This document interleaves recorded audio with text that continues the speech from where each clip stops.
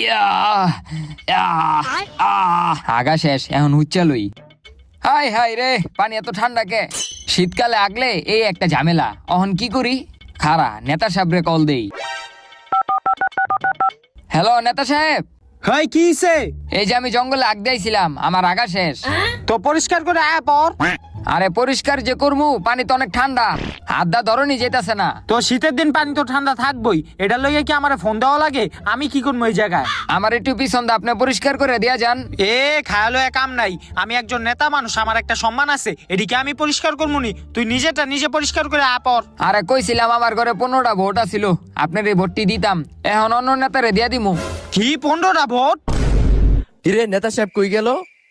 আরে বেটা, অন্য নেতারে কি লিগা ভোট দিবি? আমি আসি না। এই যে দিক দা নিচে একটু ময়লা আছে, পরিষ্কার করে দেন। হ্যাঁ পরিষ্কার করে দিতেছে। আহ